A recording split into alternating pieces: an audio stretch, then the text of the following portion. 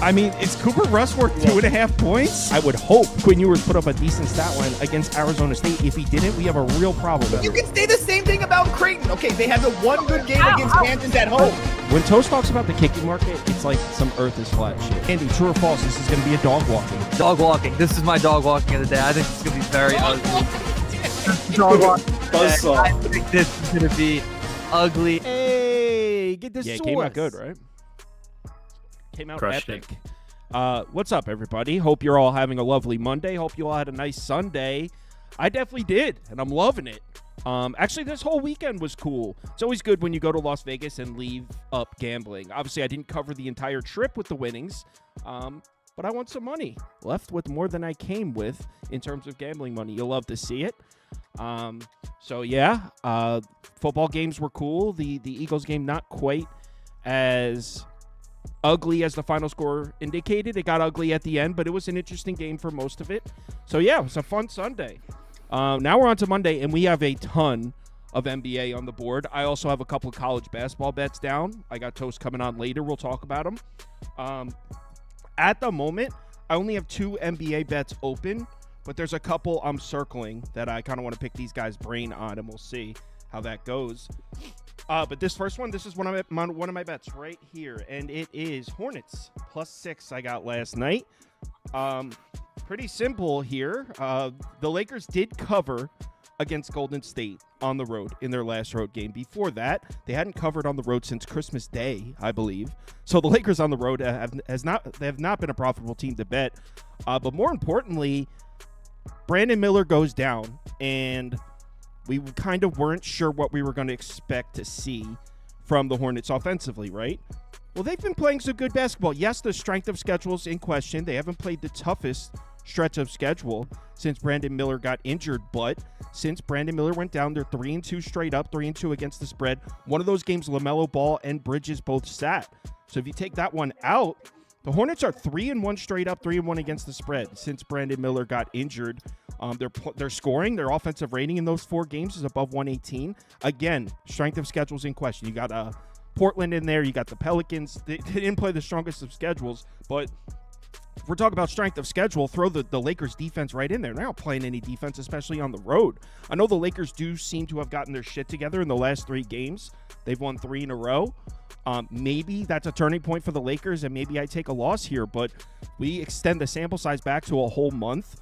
Lakers shouldn't be laying on the road, especially against a Hornets team that's playing tough.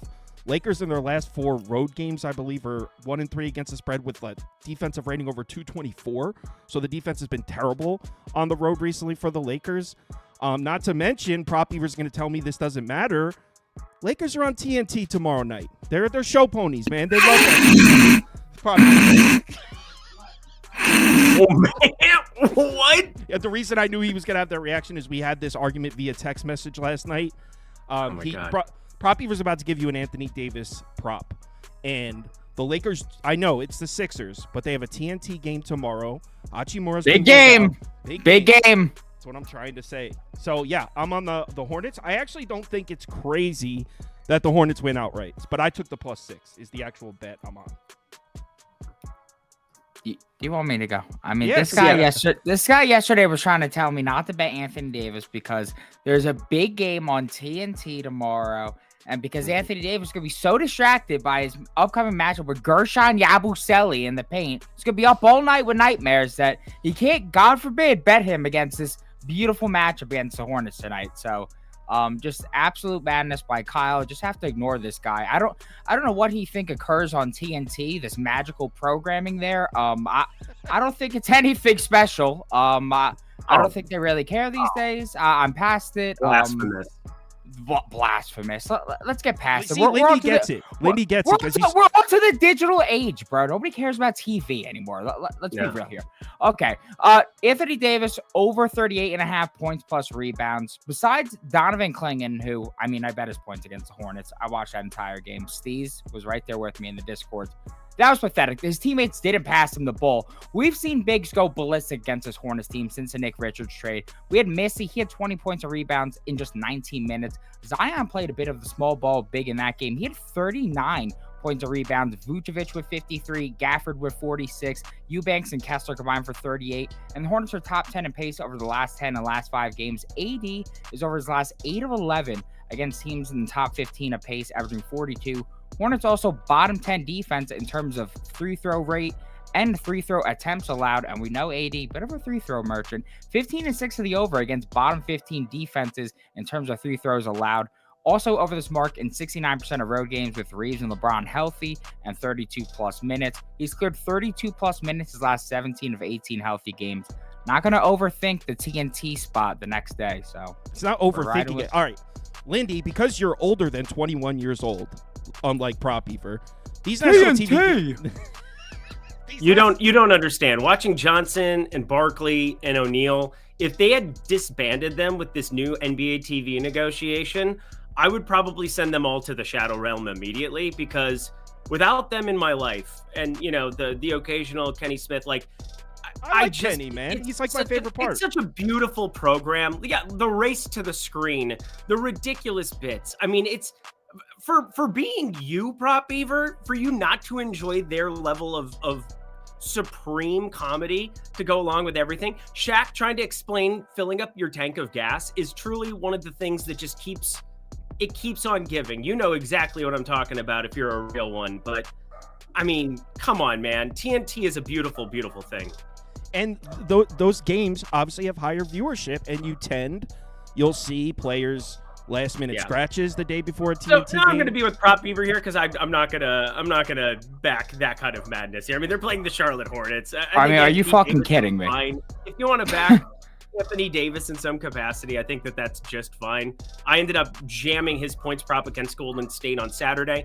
One thing that I do find interesting about Anthony Davis, I'll say this isn't going to go with my play, but he goes up to around a 33.5% usage with Rui Hachimura off the floor. Rui will be out, and you're replacing it with Dorian Finney-Smith and Jared Vanderbilt for about 12 minutes that he ended up getting in his first game back.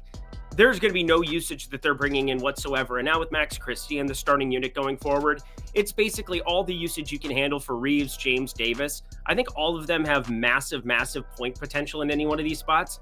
I haven't ran enough here as far as his rebound rate here going up against Mark Williams and company. He's off the injury report this time around. You had the last game out, Diabate got the majority of the center minutes. They just have the spot Taj Gibson start. It's just a weird one, but just something to keep in mind. If you're able to jump on some of those numbers early before that Lakers news comes out, we've had some weird Rui scratches, weird Rui news about some of those injury things where, I mean, he might be out for another game going forward, that being tomorrow. So if you're able to jump on an Anthony Davis points prop earlier in the day, there's about a 4% usage gap, which is considerable for a star player. Anthony Davis is going to be 7 of 22 from the floor tonight. Yeah. Mark Williams, elite defender. It's I not will about say this: I'm dissing the usage, but I haven't bet it yet. But the play I'm the most interested in is Dorian Finney-Smith over 6.5 points, minus 115 on DraftKings. He goes 2 for 3, knocks down 2 threes, but he played 26 minutes, and we got a wonky game script going up against Golden State. They absolutely ran them out of the gym on Saturday. 118-108 does not truly encapsulate how big of a blowout it was towards the end of it. You probably missed another 2-3 minutes for Dorian Finney-Smith at the end of that game. I think there's a way where he plays 28, 29 minutes in a more competitive spot. Obviously, this line isn't crazy by any means with the LaMelo Ball out there, 4.5, 5. I don't think we're expecting a blowout here, but considering it gets the first crack, and it's not unknown to believe that Dorian Finney-Smith can knock down a couple of corner threes, because he's just going to be sitting there waiting for LeBron or Reeves to dish it out to him for a couple of shots, but it's just such a low usage spot. I looked at Josh Green threes as well, but I think I'm going to end up passing on this game altogether, sadly. I have a Josh Green threes graphic, but I think I accidentally included Modi. No, that's the correct one. I ended up, I mean, I'm kind of split between things, but the thing that changed from the night before to now is that you got Rui Hachimura ruled out. You got Gabe Vincent also, who's been playing really good ball for the Lakers of late, ruled out as well. His mid-range game, he's shooting better than like 60% from the mid-range over the course of the last 2 weeks. Pretty good stuff from him. Chris, Hornets, right?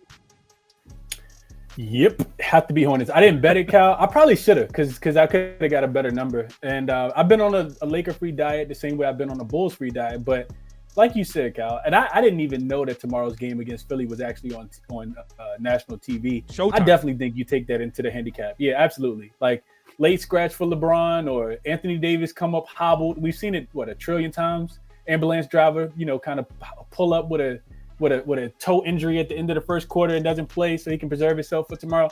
I want no part of the Lakers laying points on the road either. They're 1-4 straight up and against the spread when they're playing a road game in non-conference games. The cover that the game that they won, because they haven't covered in quite a while, was against Toronto. They were laying 9. They won the game by 6. Also losses to the Cavs, the Pistons, the Heat, the Hawks. So yeah, they're just 3-8 against the spread when they're traveling from road to road as well. So if their last game was on the road and they're playing a road game, they don't do well in that situation. When I look at Charlotte, I see a team that honestly, I don't know what to make of Charlotte, but I know one thing, that they're going to play slow and they're going to play defense. They're 11th rated defensive team last 5 games. And cherry on top, Cal, I'm gonna add this one because I still can get 5.5 over on ESPN Bet, where it's 5 everywhere else. The cherry on top is what you mentioned. It's the first leg of back-to-back with they're going to be feeling themselves in this game. I think it's a Charlotte spot as well. Not on the money line like Cal, but no, I don't have the money line. I don't have the money line. I just have the. I do like the points plus 5.5. I like full disclosure. Do not have the money line. I was just saying I don't hate it. All right, let's move on to the next one. Prop Beaver will be rejoining us in a few games. Actually, just want to add real quick. Lindy mentioned the Rui Hachimura thing about the usage bump. He's 5-0 without Rui on the floor this year, averaging 47, and we're getting this at 38.5, which is the same price I got it at last night. So I think that's pretty low. That's AD points plus rebounds. Yeah, I think that's fantastic. Yeah. So. Yeah, I mean, Rui, I think, is sneaky in terms of, like, he'll get these spike games. And, obviously when attention has to go towards LeBron, AD, and you get a guy like Rui who's decent enough on the offensive end, you get him out, you replace it with just straight up defenders, guys who are low usage. Makes a lot of sense. All right, let's move on to the next game. And Prop Beaver will be back in a few. All right, next game up is Detroit-Cleveland. And in my opinion, correct me if I'm wrong, I feel like we're all just trying to catch our bearings here with Cleveland. These last 3 data points are a little crazy. Is this Cleveland regressing back to the 4 or 5 seed in the East that I think you don't think? No, they had Evan Mobley out for 10 days. Tell him again, actually, I have an Evan Mobley graphic in here for one of you. Me. Not me. Yeah, Evan Mobley's been out for 10 days and plays 29 minutes right out the gate, going up against Houston. Went 0 for 2 from 3, but people who know, real ones, we've been betting Evan Mobley threes for about a month and a half. Bet it down from where it was getting over 1.5 to like plus 225, plus 230, all the way to where he was like plus 110, plus 115. Like, we legitimately rode the train. Mobley halfway through the season, and this was something that it was a quote from Atkinson that kind of tipped me off for it, where it was like, we want all of our players to feel more assertive shooting the ball from deep. Like, we want everybody to really, and Kenny Atkinson deserves Coach of the Year if the season were to end right now. I don't think there's really a question in my mind. Number 1 in adjusted offensive rating are these Cleveland Cavaliers, and they get to go up against a Detroit defense here today that there's not a whole lot that is going to slow down Evan Mobley out on the perimeter whatsoever. And I mean, it's not that you're going to get this massive amount of volume, but routinely up until last game, obviously it was his first back since the 16th, where he got dinged up against OKC. They ended up getting ran out of the gym there. He pretty much played like the beginning of that third quarter stint and then was out of there. But yeah, had the injury after the calf with the calf injury. He comes back and, only 2 shots there. But previous to it, in a 10-game stretch, he had attempted 4 or more threes in every single one there, going back from the middle of December up until it was January 5th. We had gotten on a pretty good run there. I don't think people realize how good he's been from outside. 41.3% from 3 on the season. If Mobley does this, he'll be one of the top 10, 15 players in the NBA because of what he adds defensively. That's never been in question. And now you're telling me he's a 40% three-point shooter? And you're going to get so many looks when you have guys like Donovan Mitchell, Darius Garland playing at an all-star level, probably worthy of being a starter above just about anybody else there, just based on what I value in terms of offensive and defensive rating on the floor. I think Evan Mobley threes here, it's up to plus 195 over on DK. I got a bad number. So anti-CLV, Eric, way to go. But Evan Mobley, if you're able to jump in right now, let me find the exact number that it currently is now. Because I saw plus 195 earlier. Had some people tip me off. Eric, are you going to play it again? He's plus 165 over on FanDuel. Don't play it there. Yeah, DraftKings has it at 1.5 plus 195 adjusted. Just fire that one up for sure, because when you get 4 or 5 attempts, it's positive EV already. Here's the thing. Yeah, Mobley's been out. But the Cleveland defense started slipping a little bit before he left. And yeah, obviously the games that he missed, yeah, you have to take all those numbers with a grain of salt. But still, the defense was slipping before. I don't know. I don't think the Cleveland's the best team in the East. So I know the record indicates that they are. But I think we're having this conversation in May and June. I think the idea of Cleveland being the best team in the East will be laughed at a little bit. Like, what? No, they're not. Chris, let's do a draft. Let's do a draft, the three of us. You get the number 1 pick, Sauce. Who do you want to have win the East? Are you just going to take Boston chalk? No. Madison Square Garden, bro. That's where the East runs through. You should have knew that, Lindy. Jesus Christ, our Lord and Savior, amen. What? If we were healthy last year, we had Boston. Y'all never going to be healthy, Cal, because Thibodeau going to play every starter for 57 minutes in a 48 game. You don't know Coach Tibbs like I do, Chris. And okay, so Sauce takes the next one. Chris, who do you take 2 in the East? I'm going Cavs. You're taking Cavs over the Celtics right now. Currently constructed, yes. I guess I'll take the Celtics at 3 if you make me, but it is what it is. I'm just kidding. I'll take Celtics. Honestly, I'm just kidding. I'd take the Bucks in a 7-game series over Cleveland. All right. Well, let's find out what happens at the deadline, because Chris Middleton's going somewhere. Chris Middleton is being sent on a train heading to nowhere. I'm putting Pistons plus the points up because gun to my head, that's the way I'd go. Didn't bet it, couldn't get there. I talk a lot of shit about Cleveland. Not overly thrilled with the way Detroit's looked, even though they're playing some defense. The offense has just gone bye-bye recently. So I don't know. I'm not going to lay 10.5 with Cleveland unless they show me that they're back and still worthy of being priced like that. But I'm also not jumping at the idea to take Detroit either. I mean, if you take a step back and look at it, it is a pretty good bounce back spot for Cleveland with a healthy Mobley out there. They are missing some pieces though. Who's out? Dean Wade is out, right? LeVert, Okoro, and that's why I couldn't do it either, Cal. Yep. You did? Did you take Detroit, Chris? No, I did not do it because I think it's a Cleveland spot. Like you said, this line opened at 10. And they on a 3-game losing streak, and it's moving in their direction. Like when you look into like querying something like that, it typically tells you that the favorite's gonna bounce back in this spot. This season, I think it's like 4-0 straight up, 4-0 against the spread when a team has lost 3 straight games and then they're laying double digits in the next one. It's typically their spot. But as you mentioned, Kyle, Dean Wade is big. Like I think he's a big part of what Cleveland does, especially defensively. He can stretch the floor. We know Okoro, what he does on the defensive end. And this is the role. This is Detroit's role. They're one of the more profitable teams as a road dog this season. Even after, and they're not, it's not like they're going to not be motivated. They just lost to Orlando after getting off to a big lead as well. It's a game that I really want to be involved in. I initially wanted to go over as well because Cleveland defense is, like you said, Kyle, kind of falling off a cliff. I don't think that's sustainable. I think that they will get it, back, get things corrected. And that's why I lean towards Cleveland here because and why I couldn't take the over, because everything that's coming out Cleveland's camp is that we have to get better defensively. So they've been the second worst defensive rated team last 5 games. I think that they can lock down this Detroit team. Detroit hasn't been great offensively.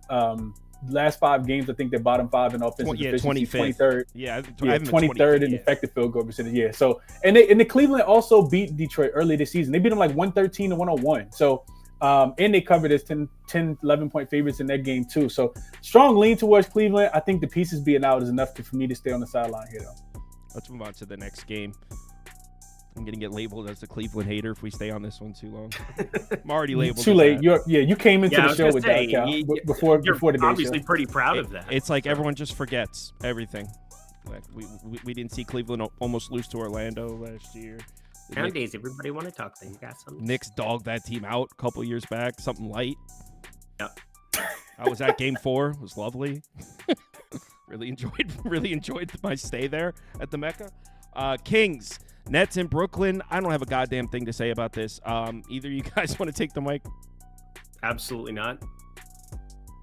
Well, not anymore. I mean, I have a D'Angelo Russell over 6.5 assists play, but it's way worse because you got the Ben Simmons piece ruled out. So it doesn't look remotely the same as what it did last night because it's adjusted. I thought there was a pretty good chance with the trade deadline coming up you never really know what the Nets are actually doing with their lives, because I think they're one of the more disorganized franchises ever. They kind of sold out in order to get a team together that they wanted, and then they're like, oh, all right, we'll just like trade you off for peanuts to everybody. And now Dorian Finney-Smith, who I thought was like a guy that they could actually get some type of assets back, they just go and get D'Lo back. Like, that's just ridiculous. But he's up to 7.5 assists now everywhere. Minus 106 at Caesars, minus 104 at FanDuel. Plus 110, I suppose, is all right over on DK if you're going to go to the 7.5. But I got this at 6.5, minus 110 yesterday, and it's just not going to look remotely the same. Projecting it out, he's had a really, really ridiculous assist rate here with Ben Simmons off the floor, as most point guards are going to. I mean, the amount of potential assists he's had here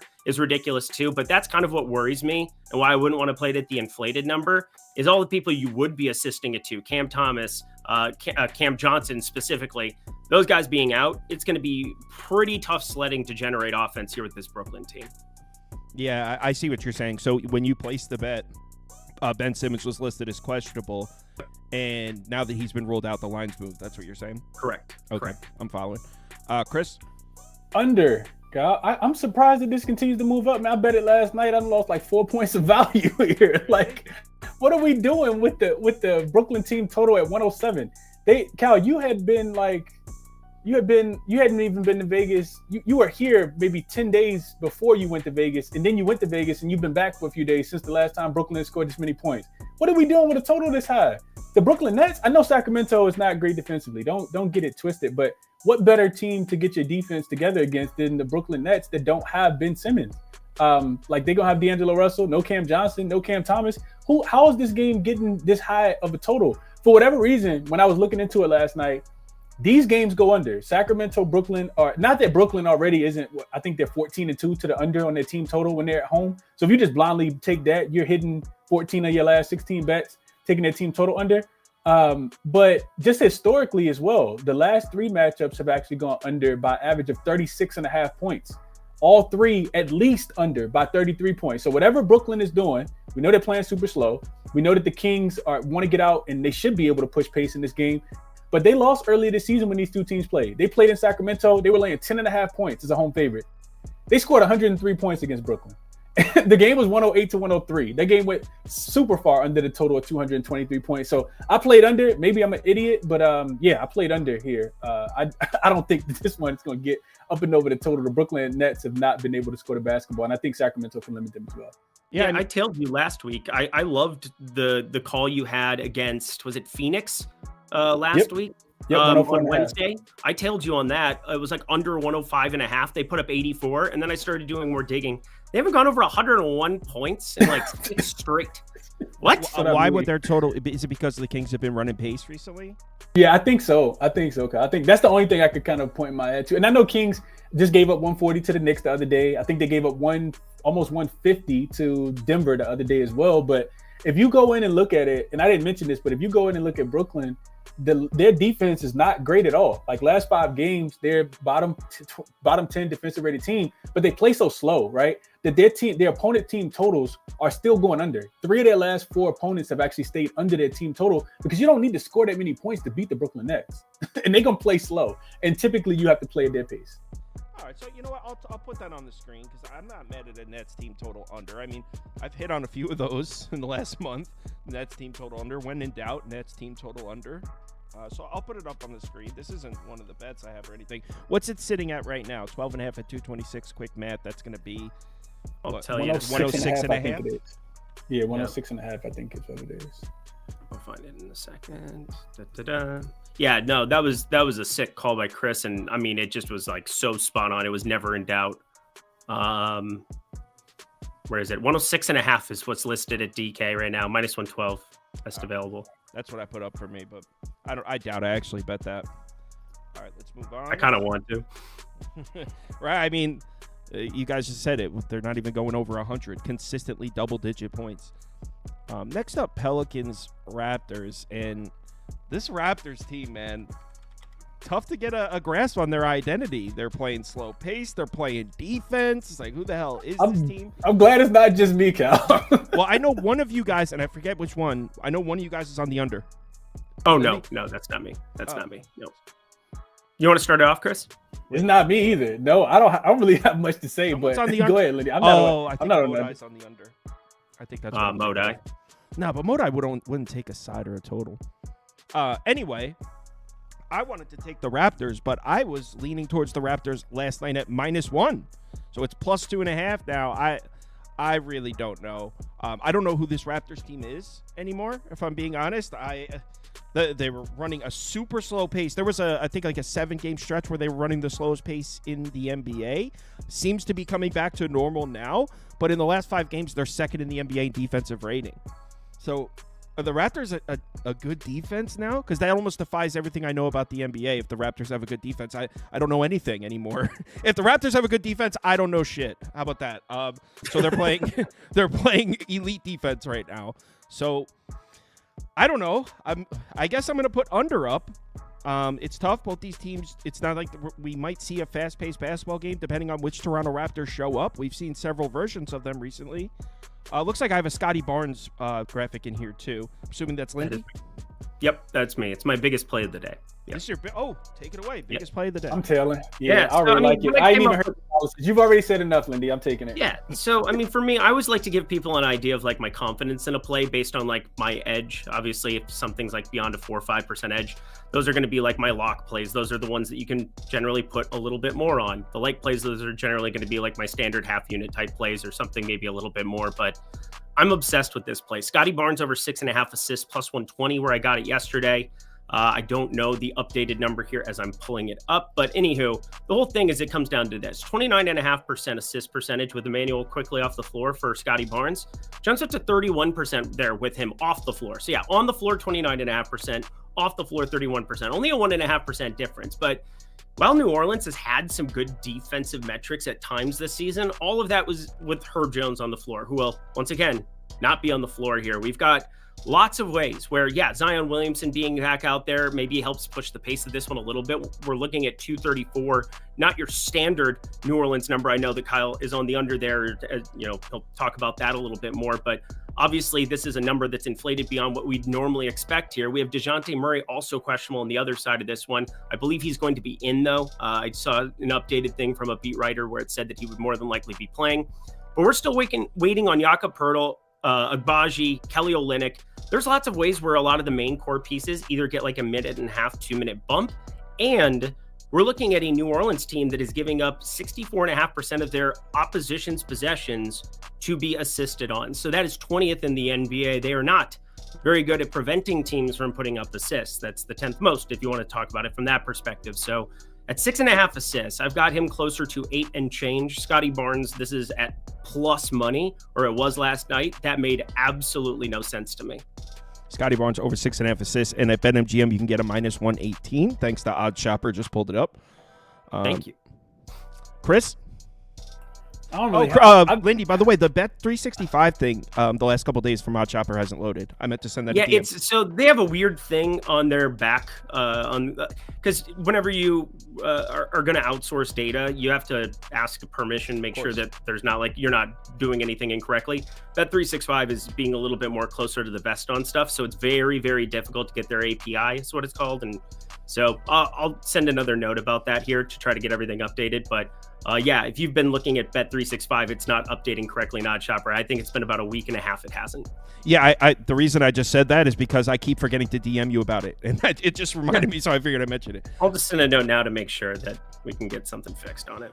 All right, Chris. So you're not on the under. Someone, I swear. No, I'm not on anything here, Kyle. Because my analysis on this game is exactly how you started off. I have no idea who this Toronto team is. This Toronto team is. I was looking into this morning. Toronto is a team that we all thought coming into the season. I think the first words that Masai Ujiri uttered when he did his pre-season speech or talk or whatever you want to call it is rebuild. And all of a sudden, they have 13 wins and 32 losses, and I don't know. Do we think that who do we think wants to win this game? Who's going to tank harder, in my opinion? This, to me, is the ultimate game where maybe somebody gets ruled out at the last second. I could see Toronto being like, you know what? Jakob Poeltl, you're questionable. We're going to go ahead and rule you out. We need to lose the game. And the Pelicans are the same way. The Pelicans are 12 and 34. We've seen them rule Zion out of games that they should probably win as well. I have no idea what to do with this one, Kyle. I think the play is Toronto. I'm definitely not laying. I definitely don't want the Pelicans as a favorite at all. And I know that they've switched over now. So I guess it would just be maybe a Toronto team total up and over. The Pelicans defense is pretty bad, and they're also top 5 in pace. So bottom 5 in defense, top 5 in pace. Last game of a 3-game road trip. Maybe I look at Toronto team total to go up and over. But that's about the closest I can get. All right, let's move on to the next one. And the next game is not a bet I placed, a bet I'm down to place, and me and Lindy are on the same thing. Or I'm leaning towards what are you on? You're on Houston, right, Lindy? Yep. Me too. Well, I'm going to place it. I was leaning towards Houston, saw you were on it, gave me a little more confidence. I mean, the line of 6.5, in my opinion, is based on what the Celtics were last year or what we believe the Celtics to be and not really the production we've seen on the court. I mean, if you just take the last month, this line should be 3.5. The 6.5 is just the allure of the Celtics. So I think we're getting some value just on the fact that the Celtics are the Celtics and you get a Celtics tax involved in that price. The truth is, over the last month, you can make the argument the Rockets been playing better basketball than Boston. So, and also remember last year was like you can't trust the Rockets on the road. That's not really a thing anymore. This team plays well on the road. So I'm down to play the Rockets. I was already circling Houston, and I saw Lindy on it, so I think I'm going to add this one. Yeah, this is just a great play, I think, and I'm very surprised the line hasn't moved because it was one thing we've constantly seen, and maybe the books are adjusting for this now, but they certainly weren't earlier in the season, and that's just the probability that you get random downgrades on the new injury report that comes out the day of. Whenever you see Boston on the schedule, you can almost just guarantee you're going to get 2 or 3 Q tags that pop up out of nowhere. And that's kind of what we had overnight in this one. First injury report that gets rolled out. Derek White questionable, Al Horford questionable, Sam Hauser questionable. None of those are going to just like be massive moves. Derek White played a little bit better there in that Dallas road game. Obviously, they just got done with a massive road trip, but Houston in the middle of theirs, they've been playing such good basketball. And, you know, you beat up on Cleveland a little bit there. I mean, part of this is that they just had to face a healthy Rockets team. I mean, this Rockets team looks so good. And yes, Jabari Smith is out, but you know what that's made way for? Amin Thompson starting and playing 40 minutes a night. I don't think it can really be encapsulated. This guy is already a top 50 player in the NBA in his sophomore year. He's got a plus 2.4 estimated plus minus going forward on dunks and threes on the defensive category. He's a 99th percentile defender as a 21-year-old. He's not even 22 years old yet. And obviously he played for Elite back in the day and, you know, came up with his brother, and Asar got dinged up. Amin Thompson was dinged up to start off last season. We never really got to see him stretch his legs, but outside of 3-point shooting where he's a flat 0, maybe that's something he can work off in the offseason. He does everything else at like an elite level in the NBA, distributing the assist rate, nothing crazy, obviously playing alongside a number of other noted ball handlers, but Amin Thompson 40 minutes a night makes me feel so confident when you're playing some of these wing heavy teams, Jaylen Brown, Jason Tatum. You are going to have a tough time on the offensive end with this kid in one-on-one on you. It is just, there aren't many defenders that I give that much respect to in terms of like decreasing values of like props on the other side. But I did that with Jason Tatum. I think this is going to be a little bit of a war that he wasn't expecting. Houston beats Cleveland twice in their last 3. Houston's just playing such good ball. And so just kind of like through who they've played recently and seeing kind of what we're getting out of them, I just don't see how Houston should be anything higher than +5, +4.5. Agreed. I think I fixed my mic, or it should be better. I don't know why it's auto-adjusting. I'll have to look into it after. So I just boosted my volume. I should be coming in about the correct volume now. Looks great. Okay. Testing. Sounds great. I don't know how you look in sound waves, but I already know I look great. That's a given. It should be, as far as the viewers, they should hear me at the correct volume now. Anyway, Chris, are you with us? Yes, I am with you guys. Couple things stood out for me here. I didn't bet this one, but I love to hear that both of you guys are on that, or are just kind of looking that way. I wanted to see what happened with Horford and Derek White, and I guess it doesn't really matter. I talked about this one last night. Boston has done a really good job of beating Houston. They beat them 109-86 as 4-point road favorites earlier this season. I think it was earlier this month as well when they went into Houston. So maybe you say it's a matchup thing and Boston just dominates them. But I think Houston, you know, Ime Udoka coming back to Boston with a little bit of revenge. And as Lindy mentioned, you mentioned it as well, Kyle. Cleveland just – not Cleveland. Houston is just actually playing really, really good. And Lindy, you talked about strength of schedule. Boston has played a really difficult schedule. They're 6th in strength of schedule last 5 games, but Houston has 2 back-to-back wins against Cleveland. They're 7th in strength of schedule. And then you look into some of the situational stuff, situational things. And I've been talking about this for a while. But this Boston team, first off, they're just in a terrible spot. They have the least amount of rest of any team on the full slate. This is 7th game in 11 nights for Boston. We know it's also the first game for them coming back home, traveling from road to home. It's not necessarily a good spot to back the Boston Celtics. And to put some numbers to that, if I can find my notes. So Boston is 3-7 against the spread when they're traveling from road to home. So first game back home, they're +2 in point differential. If they won the last road game and then they're coming home, they're 1-6 against the spread, 0-6 against the spread in their last 6 games. So we just saw Boston go out west. They came back home. They played Sacramento on a Sunday. They lost the game outright. For whatever reason, you don't want Boston after a win. Also, as a home favorite this season, this speaks to what you were saying, Kyle. It's just too big of a number. They're 8-15 against the spread as a home favorite this season. So the books are clearly putting this line a tad bit too big. You got a Houston team that's 5-3-1 against the spread as a home dog this season. They're also 9-3 straight up, 9-2-1 against the spread when they're traveling from road to road. So second road game or third road game, they just get better. So they're rested in this spot. And then the last thing I wanted to mention is something that I've kind of noticed is that when Boston wins, it's typically by margin. If Boston wins by 15 points or more, they've done that 14 times this season. They're 2-12 against the spread, 14%. If they've won their last game by 15 points or more, it just speaks to the lack of consistency for this team. I like it. It seems like a lot of people are taking Houston. 65% of our polled versus 27. So as far as the people watching this show, most people are on Houston. Someone said before it was too legit. I kind of like the Rockets, but it seems too obvious.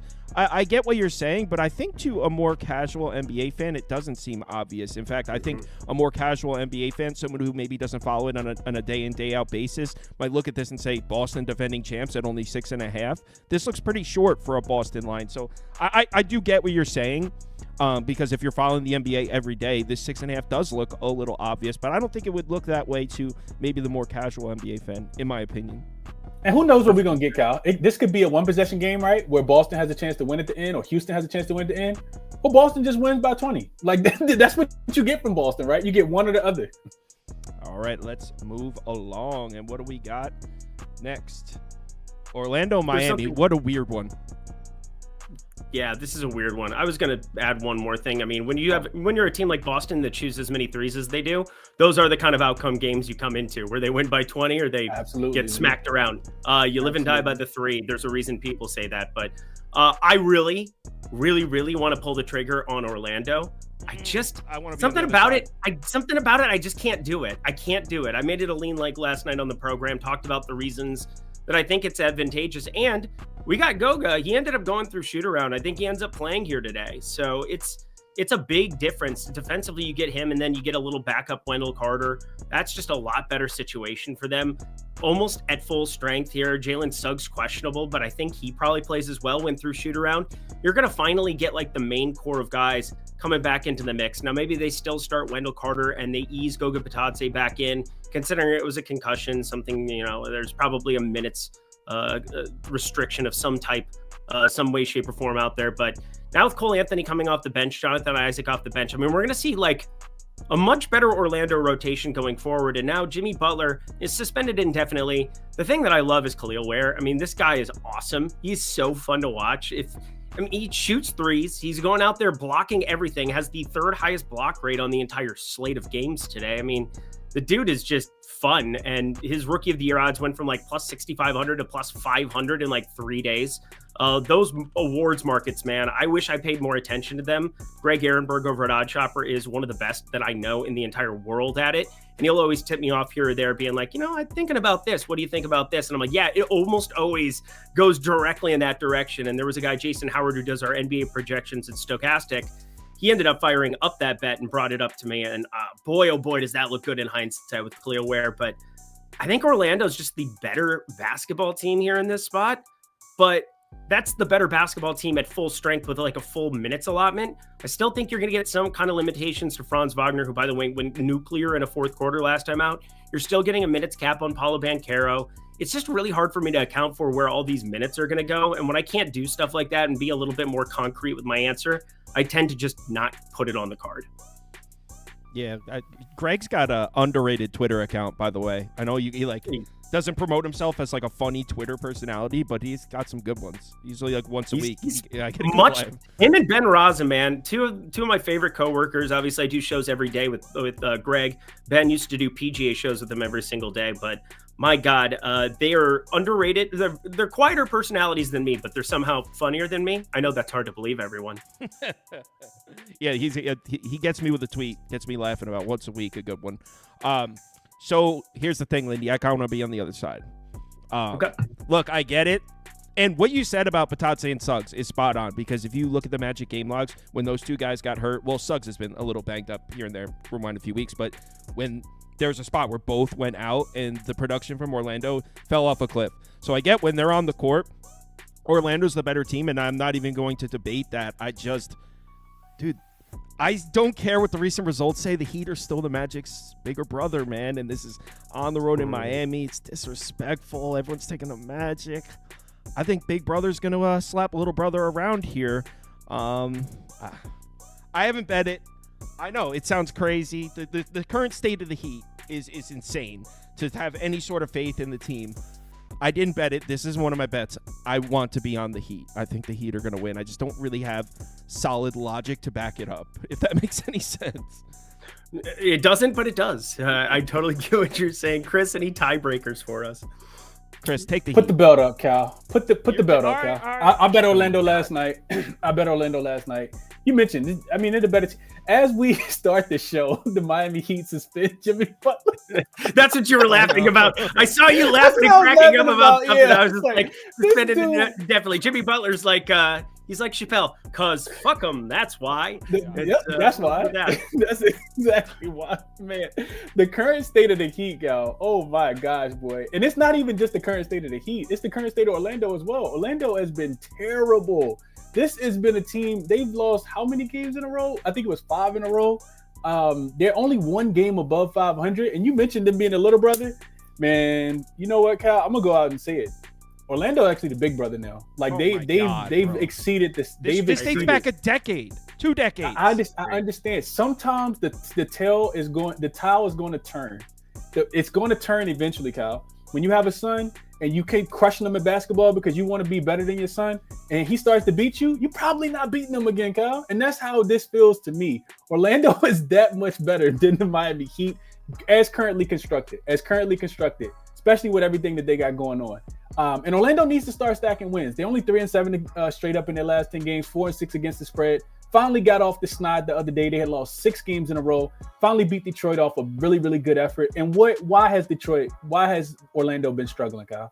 Because offensively, they suck. They're 29th and 30th in every different offensive metric over the last 5 game and 10 games. And Lindy, to your point, you said you're not sure about the minutes for Franz and Paolo. Franz came back, I think it was second game, dropped 32 points, played 32 minutes. Paolo played 40. I'm not sure how many more minutes they need. I do think that they're going to be able to get the job done. I think offensively they're going to be good. I can't trust anything that Miami is doing at all. Miami's been a home dog 3 times this season. They're 3-0 to the over, which lets me know that the opponent has been able to score. Orlando getting a lot healthier now. I need Orlando. I think they're going to start stacking wins after dropping 5 in a row. And they got a long West Coast road trip. They're about to go out west. I think they got Portland up next. They don't play again until Thursday, so they can kind of leave it all on the table. And the last point, Kyle, this is what matchup number 4. The first one was the first night of the season. I was on Orlando in that spot. Was it Pat Riley ceremony night? The Orlando Magic didn't care. They beat the Miami Heat by 30 on his night. And then guess what? When they played again, they beat them again. And they were shorthanded in that game as well. It took a game winner, I think, from Tyler Hero, the only game that they actually did win. So lock up Tyler Hero, make Ware have to beat you. I'm on Orlando. I took the money line last night, minus 110. Well, the viewership is 71% to 19%. So, like, I might be the only person on planet Earth betting Miami. Well, I know S-Dot's in the comments. I'm sure he's on Miami. You always got a brother. You always got a brother, Cal. I really want to bet this now because just the confidence in Chris's voice just made me want to bet it just so I can say, like, screenshot it and put it on Twitter later, honestly. I'm writing this down. Always betting in spite of somebody. Always the best way to do it. Yeah, I gotta cut back on that, but I can't help it. It's one of my favorite things to do. Yeah, I was gonna say, there might be certain Twitter accounts that I fade on purpose just for fun. Lindy, the amount of times that I give a point and I'm talking for 3 or 4 minutes and Cal's just sitting there listening, and he says, "Yeah, I'm betting the other side. I like the other team." I'm like, "Okay, cool." Yeah. He does this to me all the time. Watching the brain process what you're saying. Yeah. It's like a shield. He will not take in the information. Disrespecting Spoelstra, man. Heat up next game. Spoelstra now a fake sharp because Khalil Ware was on his bench for how long and he didn't play him? Spoelstra, come on, man. Fake sharp. Fake sharp. Just a fake sharp. That's my new way of explaining coaches that just it's like Matt LaFleur running the ball down 17 against my Vikings. He's now a fake sharp. No longer can come back from that. I mean, it's not even like if you're in the sports betting world, fake sharp, like, you know exactly what they mean. Like, you say Spoelstra's a fake sharp, everyone's like, yeah, I get what you're saying. Like, so you don't need to. It's a perfect metaphor.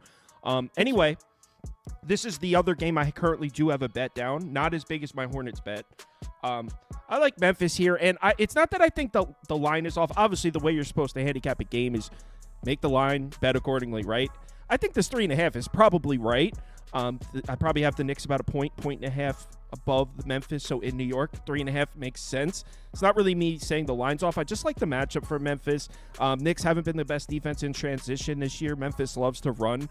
Personally, I think this should be a pick because the way these two teams match up, I think it's going to be back and forth. So I think at plus 3.5, there's some value. Like I said, not a huge bet, but the Knicks should really struggle to make stops here against Memphis in that fast break. So this isn't a bet I absolutely love, but I do think the Grizzlies are a really tough matchup for the Knicks. Gentlemen?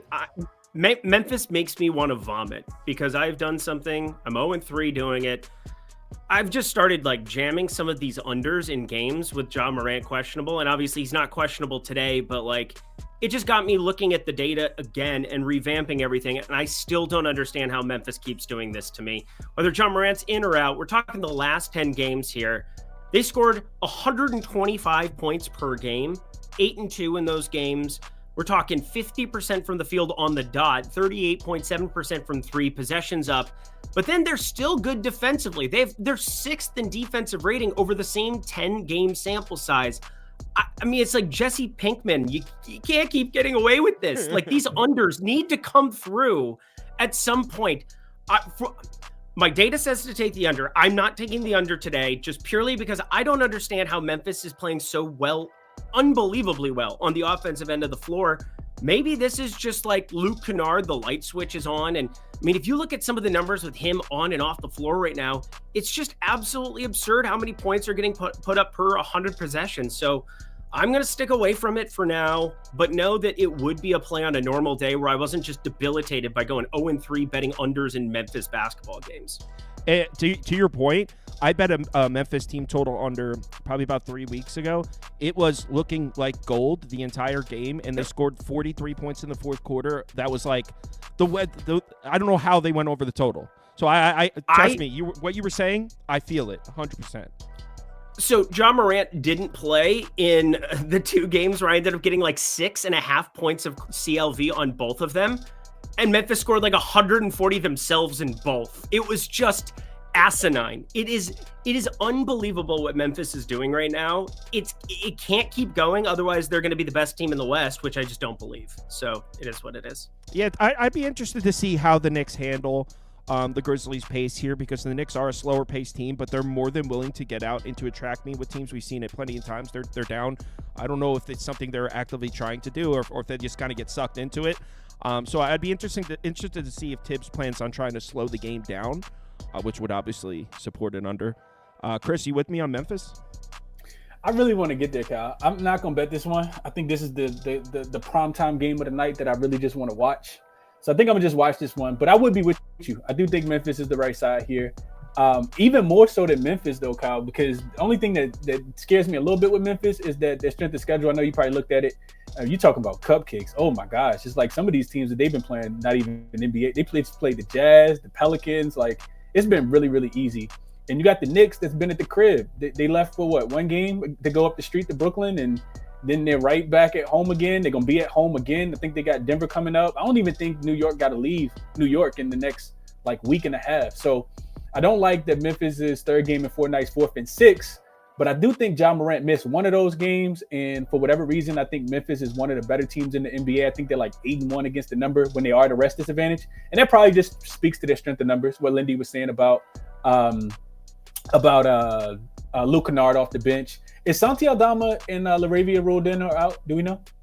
So Aldama is still questionable with that illness, and then LaRavia, let me pull up the injury report. He's questionable lumbar stress reaction, whatever the hell that is. Shout out NBA.com. Okay, appreciate you. Josh Hart also questionable for the Knicks. I did see that as well. Playing through every one of these. Though. I was gonna say fake. It's like last year with Anthony Davis, fake injury designation. I agree with that. Well, I do agree with that. Obviously, the problems the NBA are having, I think their solution may have hurt it a little bit. You can't just mysteriously rule somebody out that wasn't on the injury report. It's like you can get fined and shit for it. So I think teams are preemptively putting players listed as questionable just in case they want to rule them out. I agree. Turned it to this. Yeah, but it's hard to rule out, to go into Daddy's room and be like, hey, Papa Tibbs, I'm a little under the weather. He's like, hell no, get your ass out there. We don't care what's going on. Man, you can walk, you can talk, you can see, you can play. They like playing for Tibbs, man. You guys got the wrong idea about Coach. Yeah, no, I know they do. I know that they absolutely do. But Tibbs, they love such a quiet, calm influence on the bench. That's exactly what it is. So Lindy, to your point with the total, I kind of want to bet over. To Cal's point, he mentioned Memphis is playing super fast, scoring against whoever they play against, kind of dictating pace. I do think that the Knicks will be able to score against Memphis. Memphis almost reminds me like an Eastern Conference Indiana Pacers, right? They love to get downhill. They love to attack the rim. If you cut them off, then they will kick out from threes because they do got 3-point shooters, and they play with so much pace. It doesn't feel like they really care too much about defense. Now, the defensive rating is better than the Pacers as of late. And then there's just one, I haven't really followed too many trends this year, but one that's been very, very profitable so far, 21-8-1 so far this season, cashing about 74%, is when two really good teams, so 55% win percentage for both teams, non-conference teams, they're 21-8-1 to the over. We just saw this happen with the Bucks when they played against the Clippers the other day. We also saw it happen when the Cavs played against the Rockets the other day, when the Lakers played the Celtics as well. So that trend is something that I don't really want to bet the under on. I kind of feel like this one can go up and over the total because I am expecting the Knicks to be able to score the basketball. So I'll lean over. Also lean with you, Kyle. I do think this would be more close to a pick, but this is the one I watch. Yeah, I think I'm the only one with a bet on that game at Memphis plus 3.5. This next one is tough. There's no Trae Young. There's no Jalen Johnson. Reese Shea's questionable. Larry Nance is questionable. DeAndre Hunter's questionable. It's a crime scene, this Hawks injury report. But at the same time, I mean, who is jumping at the opportunity to lay double-digit points with Minnesota right now? I have nothing to say. I don't have a single interest in betting this game. So if you guys want to take it, or we could just skip to the next one, whatever you guys want. I'm close on something on Onyeka Okongwu, over 22.5 points plus rebounds, pulling up what it is at here at this point in time. You just had the best game of the entire season. I don't think it's remotely close for Rudy Gobert. In the 4 times that Nikola Jokic and Gobert were on the floor together, Rudy Gobert beat him by at least 6 points in plus minus in each one of those stints. It was an unbelievable performance from Rudy Gobert, and he kind of went out of his way to just establish himself early on in that game. Kind of led to some weird minutes for Naz Reid as well. You normally see that work the other way, where Naz Reid walks himself into more minutes because Rudy Gobert's being ineffective. But there's a difference here. Okongwu will step out to the perimeter and just chuck. And I know Jokic can very much do that as well, but he's trying to initiate offense for all of the other pieces in the course of a game. And let me pull up this Okongwu number. I don't know where it went to. But I was looking at 22.5 points plus rebounds. It's just kind of a weird situation where Rudy Gobert, if he's playing better, we know how good he can be defensively. I don't believe that one game makes you one thing or another thing. Sometimes people can get overreacting in a small sample size. But if you get more minutes with Naz Reid out there yet again, this looks good for a Okongwu initiating offense. And then look at all the pieces that are on the injury report that could tip the scales even further your direction. Reese Shea questionable, Nance questionable, Hunter questionable. The specific one I would want to have out is DeAndre Hunter, because he's the one who generally projects for around 19.5, 20 points in the prop market. So if you get him sitting, that's going to be more to distribute elsewhere. He also gets the most minutes there at center now over Clint Capella now that he's in the starting unit. Lots of reasons to like it, but I haven't bet it yet. I like Okongwu too. I would agree if Hunter's out, like who's going to be who's going to be getting the stats here. I kind of lean towards the Hawks, by the way. You do? I'm not betting. I'm just saying, like, gun to my head, please. I don't know. I like the way the Keaton Hawks. Wallace is playing point guard for the Atlanta Hawks today. Which I don't leads know. me to this. Keaton Wallace. Look, not that I think DiVincenzo is anything special, but especially if you take him out, there's not much about this Minnesota offense I like. It's a focus thing, Cal. Like, it's Man, not even it's their amazing offense. how a They Knicks just- fan can turn on Dante DiVincenzo. I never really liked him, to be honest. Well, no. I didn't dislike him. Obviously, he was awesome in the playoffs. I'm just saying, I thought when the DiVincenzo shit happened, I was like, wow, we sold high at the perfect time, because like everyone has this perception of him based on what he just did in the playoffs, and that is not what he gives you over a course of an 82-game season. So I thought we sold high. I thought it was a great decision to come off him when we did. Chris?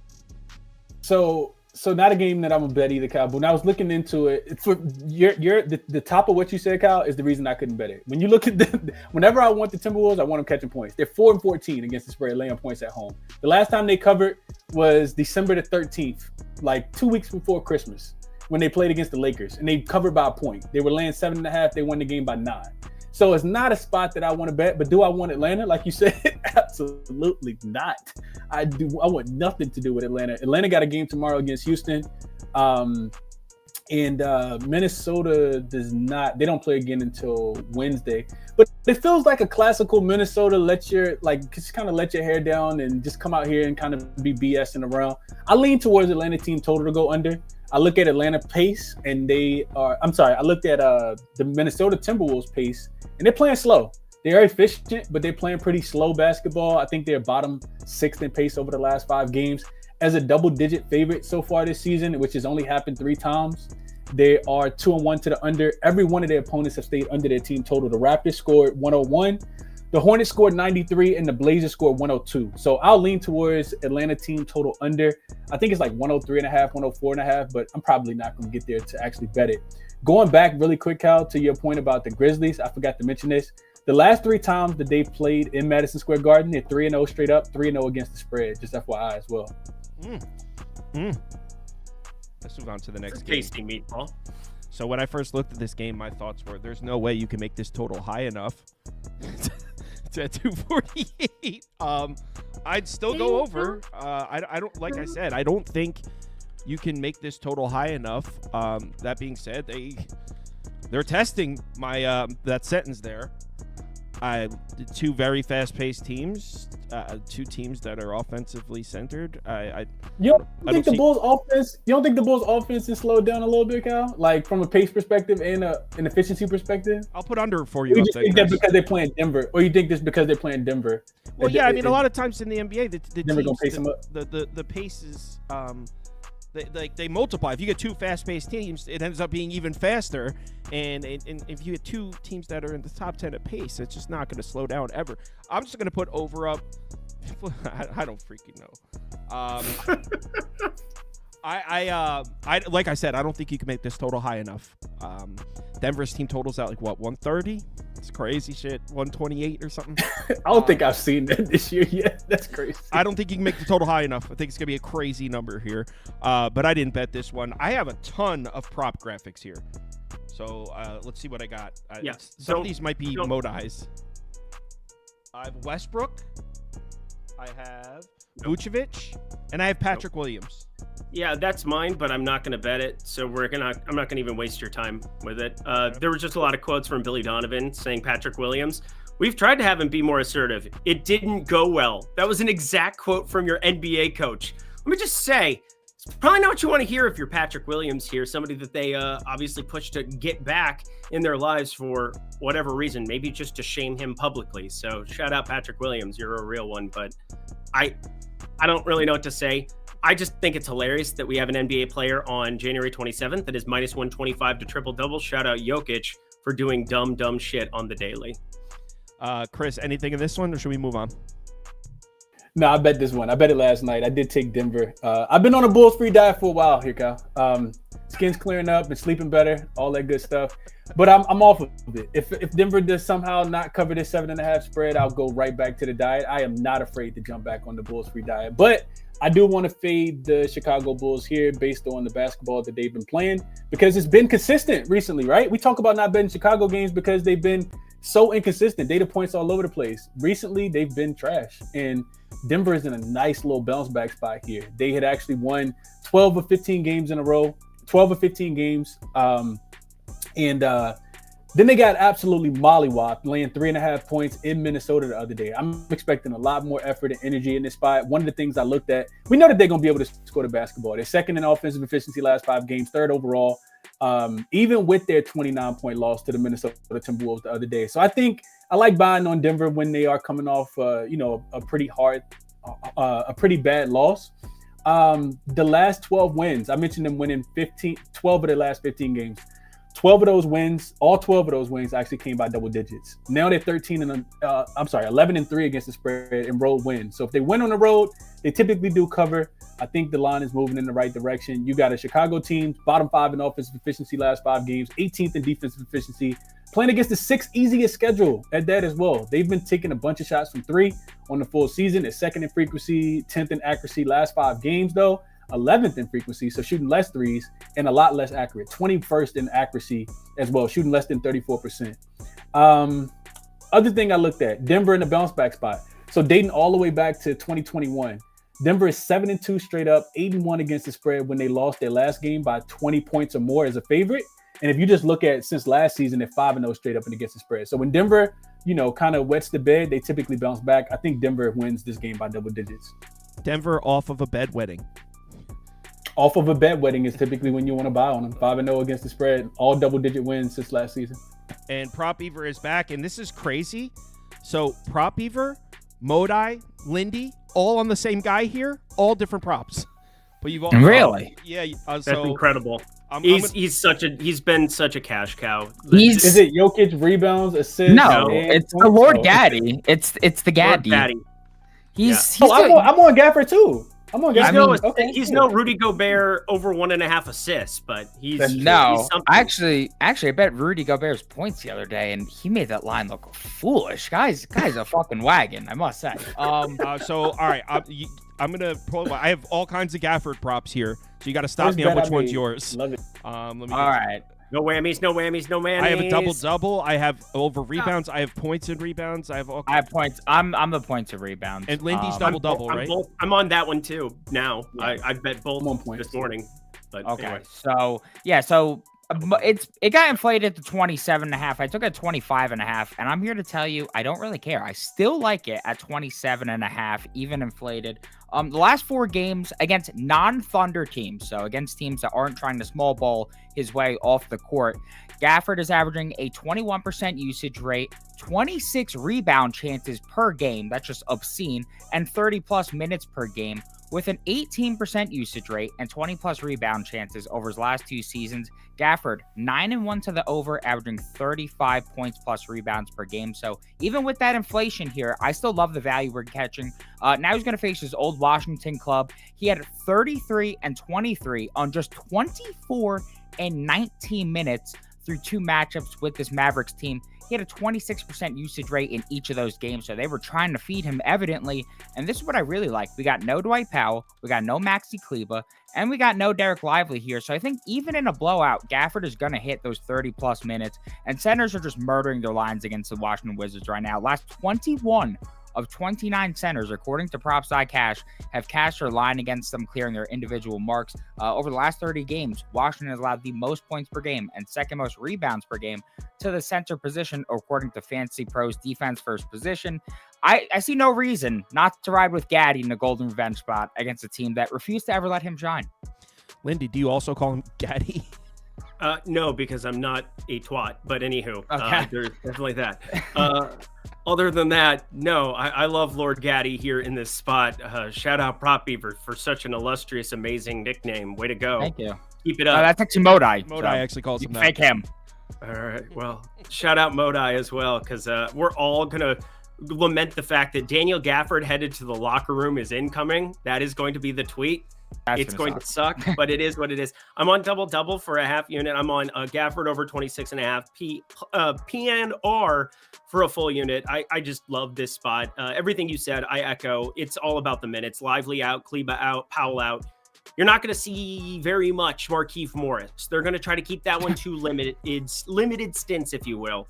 I do think there's like a world where he plays more than you would expect just because it's a blowout, or, they like to do. Jason Kidd loves this with centers. Play the first 3-4 minutes, just go absolutely nuts, check in the next guy for 4 or 6 minutes, then check the other guy in at the end of the first quarter. But I don't even think you get that option anymore unless you're going to like small ball PJ Washington lineups, Prosper lineups, Edwards lineups. Like there just aren't a lot of ways where Gafford gets off the floor. OKC, we know how good that they can play small ball. They forced him off the floor and played only 23 minutes there in that game. But the other three, 32, 33, 33 minutes, it's looked ridiculous in terms of the rates, nearly a 20% usage as you brought up as well. And then just the last part of this is Washington rebound numbers on the entire season.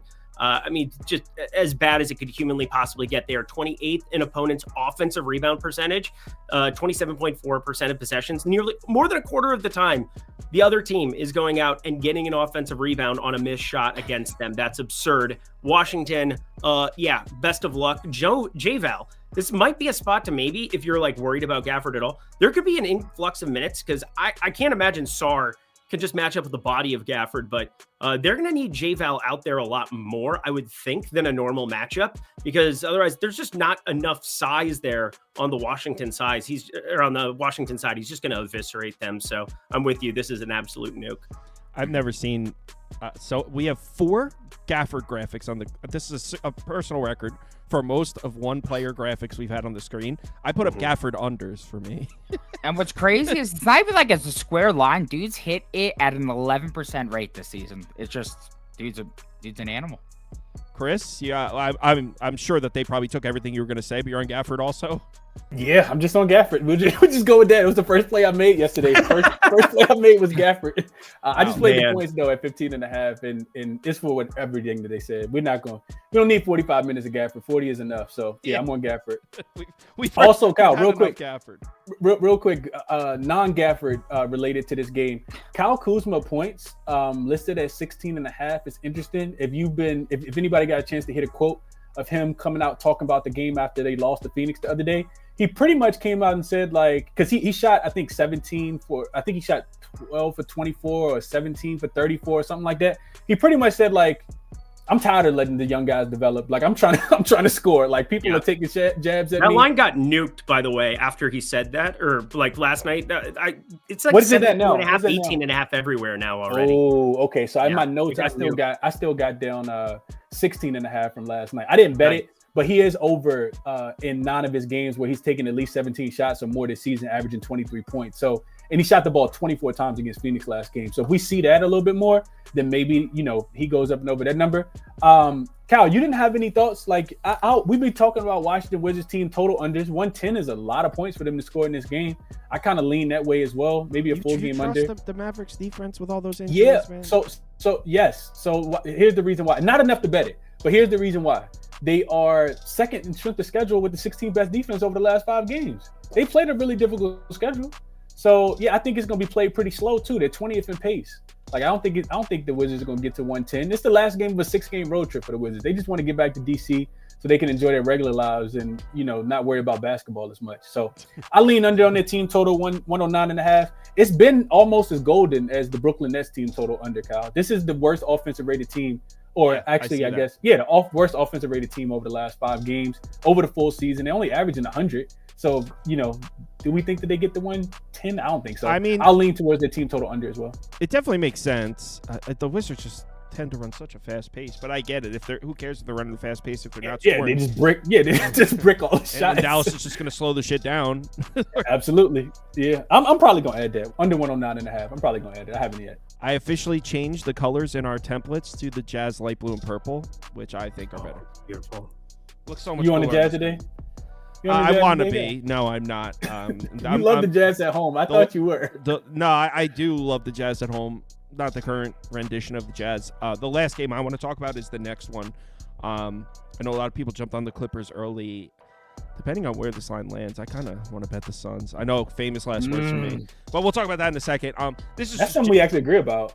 This is just Jazz or pass for me. I got the Jazz injury report when I looked last night was a mile long. You know what? Let's see if there's any updates to it. Oh, yeah, there are massive updates. Yeah, they are. You got Walker Kessler out, John Collins out, Drew Eubanks going to be walking into a bunch of minutes out there. Kyle Filipowski probably playing some 5. Best of luck to him on his future endeavors. You dipshit. Go Mormon Church. Have fun. I don't know. The Kyle Filipowski story. He's probably the one Dookie, for a guy who has a Duke basketball in the corner of his screen, right over here, signed by the entire 2001 national championship team. I cannot stand Kyle Filipowski and his stupid punchable face. I wish that we were getting either Sexton or Keontae George out because I would love to play Senza Goat over, but can't with both those guys out. I need one of those guys out to play Senza Balls over. Yeah, so Jazz or pass for me. The last game I want to talk about is the next one. Yeah, I have nothing here. Chris? I don't have anything here either, Kyle. We all feel the same. When I looked last night, it was just all questionables across the board, and I was like, I'm not even going to spend a second of my time looking at this.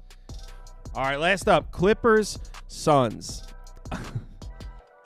I think this one opened close to a pick'em. What is it, at 2.5, 3 now? Yep, I think you're exactly right. Yep. Come on, we're getting to the point where the Suns at plus money is a move, right? I kind of agree, but it's difficult. Lindy, are you with me? I'm on the under of Zubats. So this is different than I was looking at Nick Richards over 9.5 rebounds. The number never really got to a place where I wanted to bet that. It's sitting at like 10.5. It's pretty inflated at this point in time. Nothing's really felt right about that. But what does feel good is the under on Ivica Zubats here with Kawhi Leonard, Norman Powell. So 26.5 points plus rebounds it is.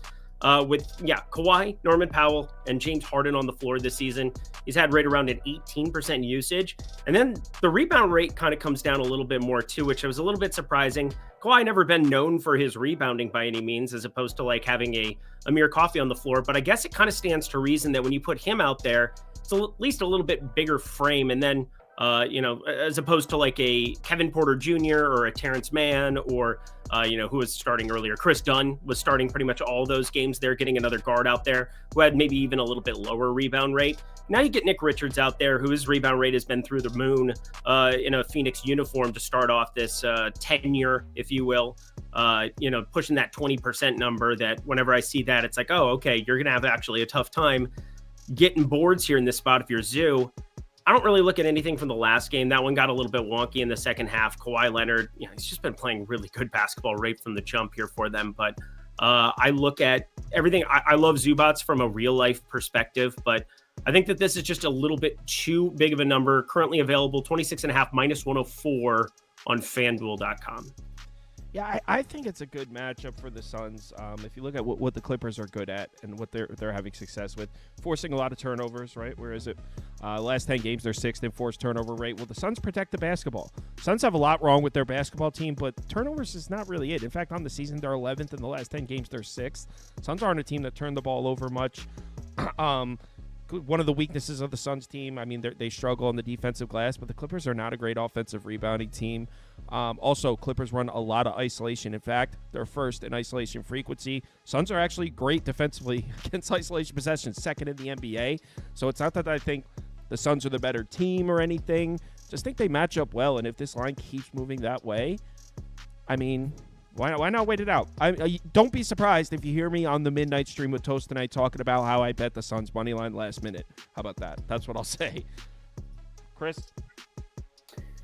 Yeah, it's situationally here for me, Cal. Remember, they had the wildfires happen, and the Clippers were in one of those really, really rare situations where they had to play 4 games in 5 nights. So they ruled everybody out in one of those games. But this is still, 6 game in 9 nights for the Clippers here. We know that they've been much better at home than they've been on the road as well. So those were kind of the nitpicky reasons I was looking at. Also, the first road game after 5 straight home games. They do have double in-season revenge. Phoenix did beat them twice already this season. But the Clippers got a game against Sacramento tomorrow. So I would imagine that Kawhi goes super hard in this one. Still on a minutes restriction, though. And then misses the game against the San Antonio Spurs tomorrow. The thing that I'm having trouble with Phoenix, Cal, is their strength of schedule has been so easy recently. I mean, the last 2 wins came against Brooklyn and Washington, and they had the easiest strength of schedule over the last 5 games. So that scares me a little bit. I do think the Clippers are the better team with Kawhi on the floor. I think Lindy mentioned it, but with Kawhi on the floor, man, they are playing really good basketball. They're plus 25 in point differential with Kawhi on the floor. They have a defensive rating of 100.3. I mean, we're talking about better than Isaiah Hartenstein with OKC. So that makes it difficult for me to want to bet against them here. But I do think that, and I also Cal, we took Phoenix the other day, right? Remember 2 Sundays ago, we took Phoenix in Cleveland. And I granted, they were on the road. I get it. But they absolutely got mollywopped the last time we see them played against a good team. And they were getting 8.5 in that game. I do think the Clippers are capable of playing that same style defense, but I don't like the spot, like I said, for the Clippers either, 6 game in 9 nights. So I stayed on the sideline here. I guess proverbial gun to my head if I had to pull the trigger. Depending on where the line closed, right now, I'll probably just take the money line for the Clippers. But if it gets to 3.5, maybe, I grab some Phoenix. Yeah, I'm waiting. I might bet the Suns last minute here. But all right, let's move on to some college basketball real quick. Lindy, where can these people find your stuff? Oddshopper.com. Hop on over. Would love to see you guys there. I'm also on the Stochastic YouTube channel, Talking Fantasy. I'll be on that in 44 minutes here, hanging out with Greg Ehrenberg, the aforementioned Greg Ehrenberg. He is funny as shit. So there you go. Cool. And I'm sure most of you guys know where to find Chris already, but in case they don't, Chris. Yeah, just YouTube. At Crispy Capit, 2 P's, 2 N's, and same thing for X or Twitter, whatever you want to call it. Morning show. We back to the 7:30 a.m. grind, baby. We trying to get to it so early. Yeah, appreciate you for having me, Cal. Hey, it felt really good being the host last week, and I was hoping that you would be on the other side. That would be. I'm just kidding, but I do appreciate you leaving things in the hands. It's definitely my favorite show I've ever had. Definitely my favorite show. me Towson. Yeah, a lot of the comments were busting balls. They're like, it's so much better this way. Oh, yeah. It's so amazing. All right, gentlemen. Have a great day. Always good to hang. Have a good night, fellas. Absolutely. Later. All right, let's get Toast on for a speed college basketball round because actually there's no new games. We covered them all last night. So I took out the Duke-NC State game because it's a 21.5-point spread. Toast didn't even really like it. I'm not betting it. So we're only going through 5 games, and it's going to be a speed round.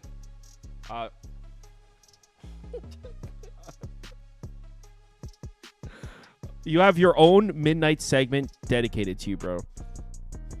I don't know where. Why is Toast not coming up on the screen? I put him in there. Oh, there we go. Yeah. Hi. Toast is complaining he doesn't get enough airtime. Yeah, that's exactly what it was. All right.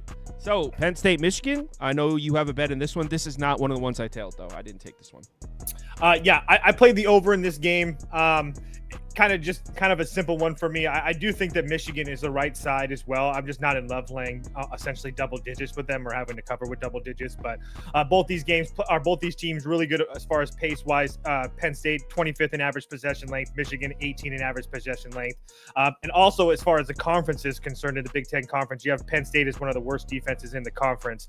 Their offense hasn't been terrible and a really good free throw shooting team. Both teams actually shoot free throws really well. So I just think that Michigan is so much bigger with their size. I think it's going to handle the rebounding battles.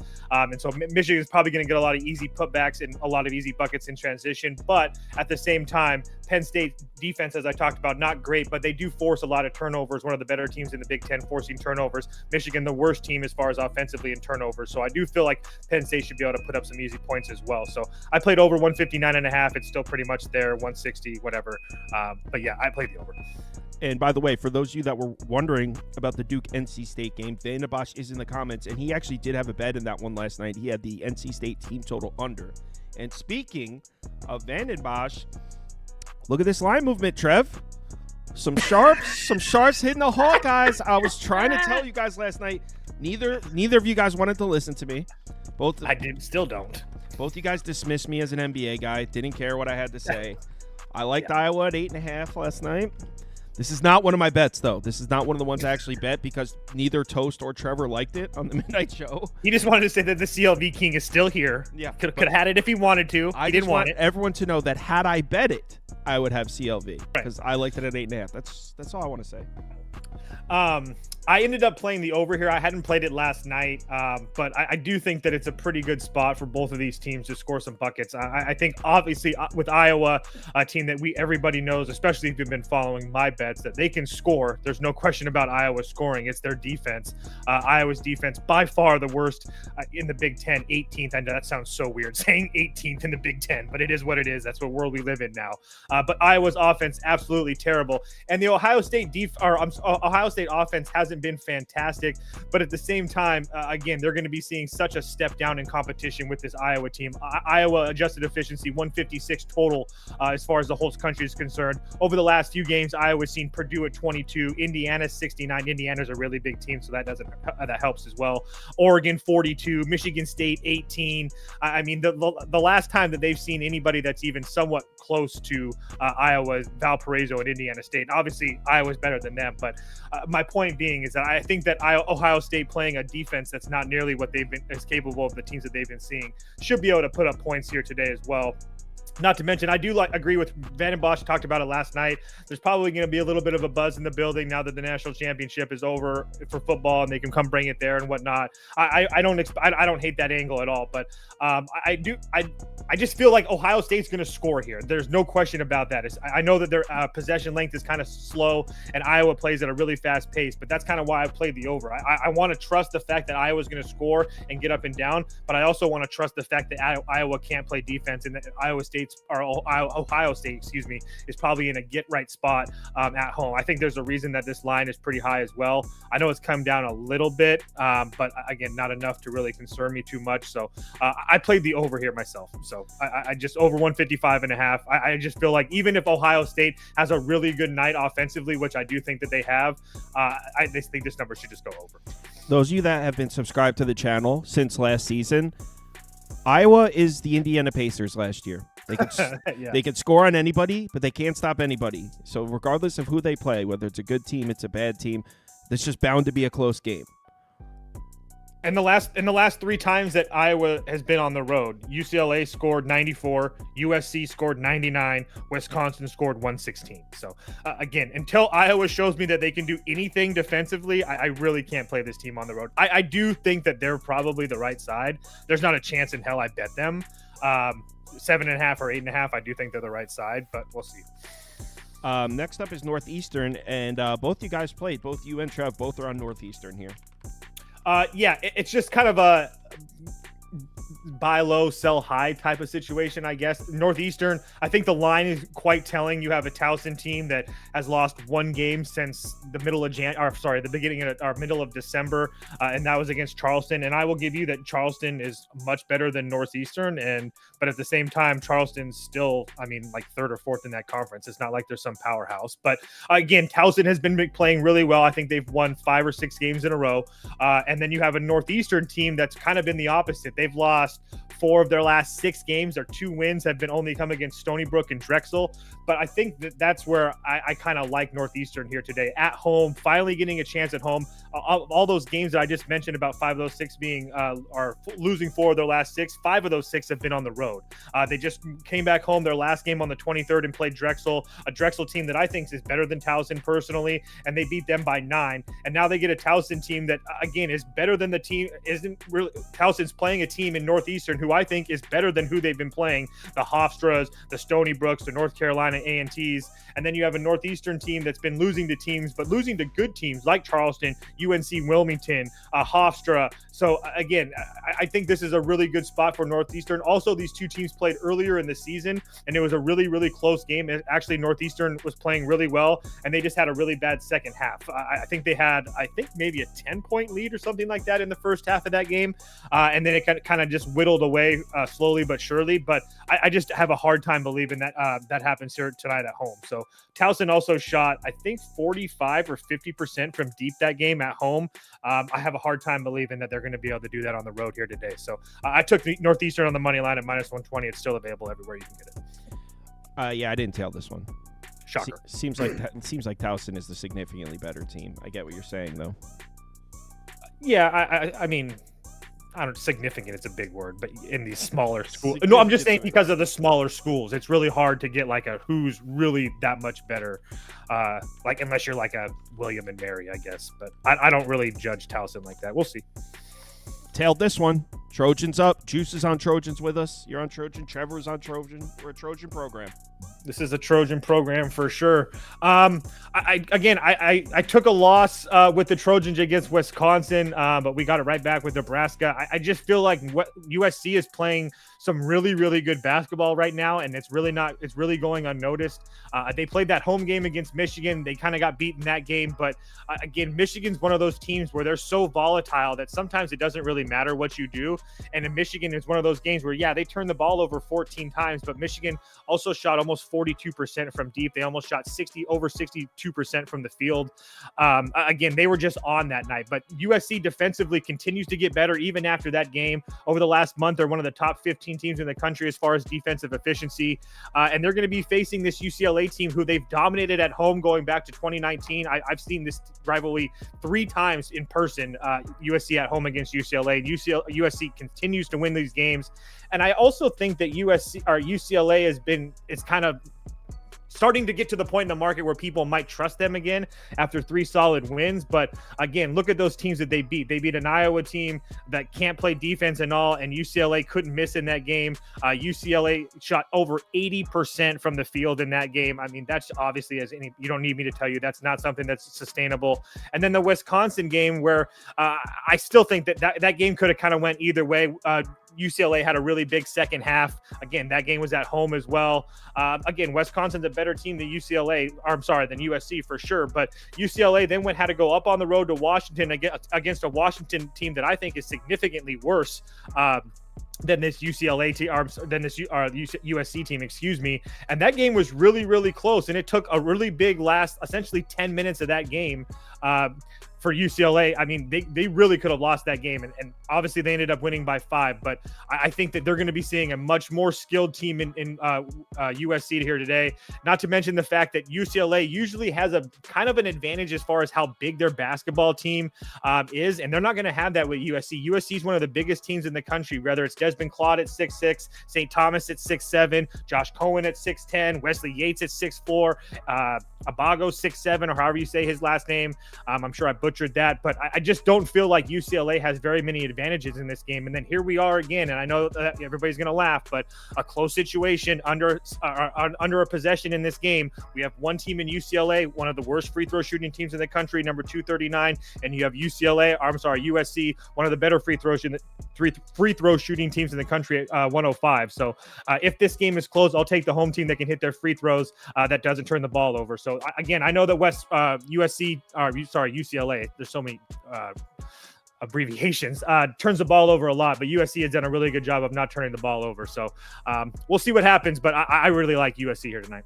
Yep, I'm on that one. I got USC plus 1.5. And speaking of plus 1.5, I'm on this one too. I got Arizona plus 1.5. They're now laying 3. 3? It's up to 3 now? Yeah, that's what someone in the comments said. When I saw it was minus 2.5, someone in the comments just said it's up to 3. Awesome. Yeah, I got Arizona plus 1.5 is the bet. Yeah, same here.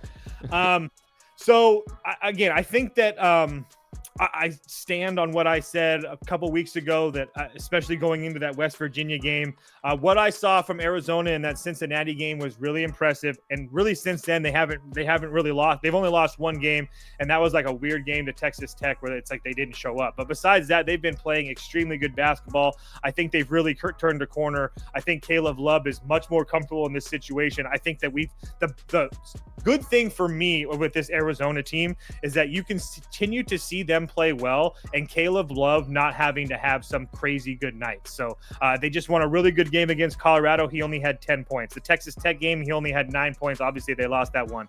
They win a game against Baylor. He only had 8 points. So I think that Caleb Love, that he continues to get comfortable not having the ball in his hands and not having to shoot, is only going to be better for this Arizona team. And I do think that Arizona matches up pretty well with Iowa State. I mean, both these teams play at a pretty decent pace.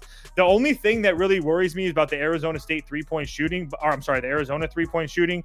But at the same time, in conference play, Arizona has actually shot at about 35% from deep. So it continues to get better from Arizona from deep. I actually pulled up their game plan. They've only really shot bad from behind the three-point line once, going back to December 18th. Before December 18th, they couldn't shoot from three at all. But since then, it's been everything over 30%, most of them over 35%, except for one game against Texas Tech where they shot 3 from 18. That's kind of making their numbers look bad. But Arizona from the three-point line isn't that bad.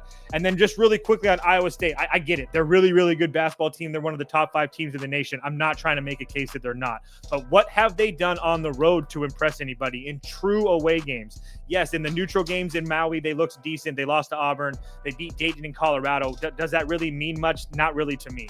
But then they go on the road to Iowa, which we've talked about earlier on this show, how bad Iowa is defensively. And they almost lost that game. It took a pretty big last 10 minutes of that game. They went on like a 15-2 run or something. They ended up winning the last 10 minutes of that game by like 15 points, and they ended up winning that game by 9. But that game was much closer than it really was. And then they go on the road to Colorado, and again, it was the same type of situation. It was kind of a back and forth game. Colorado started to crawl back into that game late in the second half, and then in the final 7 to 10 minutes of that game, Iowa State has a big run, and they ended up winning that game by 10. Again, go out to West Virginia, they lose. West Virginia is a pretty decent basketball team, especially considering Colorado compared to Colorado and Iowa. They lost that game. Then they go on the road to Arizona State, a game that we all just watched. A lot of people just bet. And I think that, like I said last night, if you bet Iowa State last night, buy a lottery ticket, because that was like one of the luckiest covers you'll ever see. Iowa won the last 10 minutes of that game 26-9. So Iowa has shown us a pattern consistently that they're not blowing teams out on the road. And in fact, they're needing huge second halves, in particular, huge second parts of the second half, the last 10 minutes of the game, to really cover well. Trevor made a really good point on the live stream last night as well, that this is going to be the first time that they've played back-to-back road games as well. Can't believe I missed that part, but that great point by Trevor. So I really like that point as well. So Arizona, everybody's going to have everybody back. The students are going to be back. That place is going to be rocking. I think this is a very, very good spot for Arizona to pick off a win here today. Would I lay 2.5? No. I would play the money line and lay the juice if I have to, or find another favorite that you like and pair them. But I do think this is a type of a get-right spot for Arizona. Not that they've been playing bad, but this is by far their biggest game left on the schedule, besides obviously going to Iowa State, and then maybe the Houston game besides that. But Arizona needs this game for seeding and stuff like that. I expect them to be ready to go. Vanderbosch is saying someone on Michigan's questionable tonight, by the way. But Vanderbosch made a joke before. It said CLV's been bad. He's like, I'm thinking about. It's terrible. He's not lying. He said, I think about cashing out my Arizona bet. Way too much CLV. I feel you, dude. I feel you so much. All right. We went an hour and a half, so no time for the community parlay. Be back at midnight tonight for some college basketball. It's Tuesday, so I'm sure it's a loaded slate. So I will see you guys in 6.5 hours. If you want to talk about tomorrow's college basketball, hopefully by the time we're there, we'll all have more money in our accounts. So, yep, let's have a good one. Oh, Betting League is back, by the way. So you guys got 2.5 hours or an hour and a half to submit if you're getting on the Betting League this week. If you don't know what that is, we do a weekly competition. You submit picks every night. I give $150 cash and a trophy to the winner at the end of every week. So make sure you go submit your picks if you want to get on the Betting League this week. And keep in mind, it's a competition, guys. So if you're playing, don't be afraid to take money line dogs and whatnot. It's a competition. So I just wanted to throw that out for everybody that forgot. That's what we're doing. You're not betting real money. You're submitting picks, and yeah. So all right, guys, have a good one. Bet responsibly. Hit me up in the Discord if you need me. Later.